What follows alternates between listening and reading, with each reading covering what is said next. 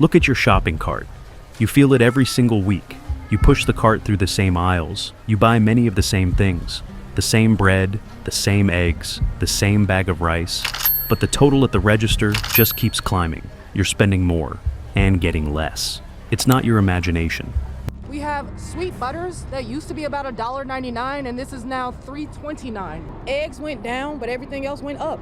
You know, this is sad. Food prices started rising rapidly during COVID, and since then, food inflation has slowed, but prices are still going up. That is despite promises from then-candidate Donald Trump that he would get food prices down if elected. He didn't. And the most frustrating part, your salary probably hasn't moved at the same speed. It feels like you're running on a treadmill that's constantly getting faster. We have never given an inflation raise in the history of this company, nor will we.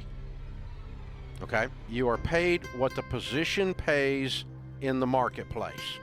You're paid what you can be replaced for. And while the world points fingers at inflation, that word doesn't explain the unease in your chest when you pay for groceries that used to cost half as much. This is not just about food. This is about trust. Trust in money itself. So what's really going on? Where is that extra money actually going? Stick with me. We're not just going to complain about it. We're going to follow the money. We're going to unpack the sneaky reasons your grocery bill is out of control. And I promise you, by the end, you'll see the entire system in a whole new way. First up, let's talk about the moment the world cracked, the perfect storm. Remember that pandemic? I know most of you would rather bury those memories, but listen, that's exactly where this whole mess began. It wasn't just a health disaster, it was a full-scale supply chain cardiac arrest, a shockwave that sent every industry spiraling. Factories and farms shut down. No one to make the goods, no one to harvest the food. Ports backed up. The ships that did sail couldn't be unloaded. Imagine a traffic jam, but across the entire ocean. Demand skyrocketed. With restaurants closed, we all started cooking and baking at home. Remember the great yeast shortage of 2020? This caused a massive imbalance. Everyone wanted stuff, but there wasn't enough stuff to go around. Basic economics. High demand plus low supply equals higher prices. But here's the thing. The pandemic eased, the ships started moving again, and yet prices stayed high. Why? That brings us to our second and even bigger culprit. Let's talk about the P word, profits. During all that chaos, a fascinating thing happened. Big food companies discovered they could raise prices, and people would still pay. They blamed it on the supply chain, and that was partly true. Their costs did go up. But here's the kicker. Many of these companies didn't just raise prices to cover their new costs. They raised prices above their new costs, leading to record-breaking profit margins in the middle of a global crisis. Take Frito-Lay, owned by PepsiCo. They reported a massive 24% profit margin in their snack division. For a $5 bag of chips, that's about $1.20 in pure profit going to the company. When they see that consumers will accept these higher prices, what's their incentive to lower them? So a loop was born. Company cites higher costs, raises prices more than needed, reports record profits, investors are happy, prices stay high. And who's outside that loop? We are, the consumers, the ones still pushing the same carts down the same aisles. Multinational companies don't just sell food. They control the supply chains, the distribution, the marketing, and often the political influence that decides who wins when things go wrong. When supply shortages hit or transport costs rise, they don't just absorb the cost, they pass it down to you. And when profits soar despite crises, you realize something. Inflation doesn't hurt everyone equally. For some, it's a feature, not a bug. They raise prices because of inflation, even when their costs haven't risen as much. They call it adjusting for market conditions. We call it opportunism. But it's not just the big brands. There's a hidden silent thief in your cart, one that's been happening right under our noses for years and doesn't show up on your receipt. Meet the silent thieves, shrinkflation and skimpflation. Tell them how much is in there. We'll have a look on the scale. 45. All right, open it up. I'm looking forward to eating my chickies.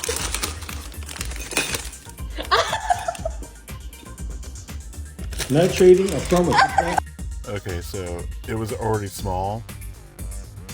The fillet of fish has shrunk by, I'd say, 20%. It is comically small. Shrinkflation is when the package gets smaller, but the price stays the same, or even goes up. That pound of coffee is now 12 ounces. That tube of toothpaste doesn't last as long. That snack you swear used to last longer, it did. It's a sneaky price increase hiding behind the illusion of sameness because you have to buy it more often. There's almost no category of product except eggs, maybe, that hasn't been downsized over the past years. Don't you love when they downsize? Inflation, look how itty bitty. Embarrassing examples of shrinkflation. Toblerone bars now have bigger gaps and less chocolate. Last one will surprise you the most. Gum packs now have a thumb spot to grab them instead of a piece of gum. Pringles have gotten smaller. The tube is the same size, but the chips inside are much thinner. This bottle of soy sauce now has an empty shell in the middle. Gatorade bottle has a nearly inch-deep indent at the bottom. This Cadbury chocolate bar says now bigger, but it looks the same size as a regular one. It feels like ice cream now costs more than just ice. They are the same price, but the left one looks bigger and the right one has more juice. This toilet paper sheet from 2025 next to one from 2022. And it's legal. They're not lying. They're just editing the truth. Why? Because raising prices openly causes backlash. But taking a few grams away, you'll barely notice. And yet, that small change, repeated across millions of products, transfers billions from your pocket to theirs. And then there's its evil cousin, skimpflation. This is when the quality or ingredients get worse, but the price stays the same. Maybe your favorite pre-made pasta sauce now uses cheaper tomato paste instead of crushed tomatoes. Or your chips brand switches to a lower quality oil. Your premium frozen pizza suddenly tastes different. It's not your tongue. You're paying the same for an inferior product. It's a cutback you can taste. So, we've got global issues, corporate strategy, and sneaky packaging. But what about before the product is even made? To understand that, we have to go to the source. Let's get our boots dirty. The farmers who grow our food are caught in the same squeeze we are. The cost of everything a farmer needs has exploded. Fertilizer, up over 100% since 2020. Diesel fuel, to run their tractors and machinery, almost doubled. Animal feed. The cost to raise chickens and cattle through the roof. When it costs a rancher twice as much to raise a cow, that cost gets baked into the price of this steak. When a trucking company pays more for diesel, that cost gets added to every item they deliver. These aren't abstract numbers, they're dominoes. And the last domino in the line is your wallet. Global issues, corporate profits, silent thieves, and farm costs. It feels inevitable, right? Well, what if we could fight back? Now comes the part most people miss, the mind game. Humans don't react to numbers, we react to feelings. When you see 10% off, your brain celebrates even if the price was raised 20% last week. That's anchoring bias. When stores place smaller products at the same price, you subconsciously assume it's fair because the design looks familiar. That's pattern comfort. Marketing doesn't sell products anymore. It sells the illusion of normal. As long as you don't panic, the system stays stable, and that's exactly what they want. So, what now? You can't stop inflation. You can't shout at the grocery store, but you can adapt. Invest your savings, even small ones, so your money grows faster than prices rise. Learn about assets that resist inflation, things that hold value when paper money burns. Because one day, you'll realize something profound. Money isn't real. Value is. When your grandparents talk about how a loaf of bread used to cost a few cents, they're not exaggerating. They're remembering a world where money still meant something. Now that meaning is fading, and no one is coming to save it. So, the next time you stand at the cashier, holding that thin receipt that feels heavier than it should, remember, the grocery store isn't robbing you. The system is, and if you don't learn how it works, it'll keep doing what it's always done. quietly, efficiently, forever. You are not powerless. You can't control global markets, but you can be a smarter, more strategic shopper. Here's how. 1. Become a unit price ninja. That little sticker on the shelf, that's your best friend. It tells you the cost per ounce, per pound. Always compare it. The biggest box isn't always the best deal. 2. Embrace the store brand. Store brands or private label are often made in the exact same factories as name brands, just without the label markup. Save 20 to 30% instantly. Find the right store. There's a lot of great store brands out there today. Buy them, bring them home, and save money. Now here's a really popular brand right here, Boar's Head.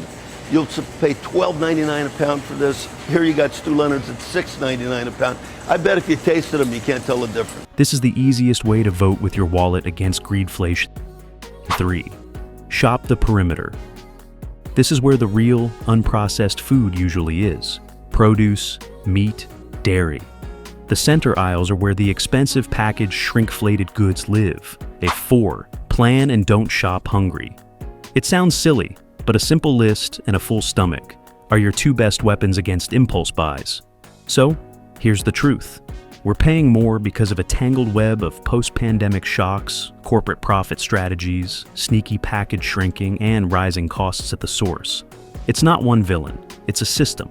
And that system has found a new, more expensive normal. The most important thing you can do is understand the game. Because when you understand the game, you stop being the pawn. You start playing it smarter. This is a conversation. Did we miss a reason? What's the one grocery item that shocked you the most lately? Drop a comment below. And if you learned something today, smash that like button and subscribe for more videos that decode the confusing world of your wallet.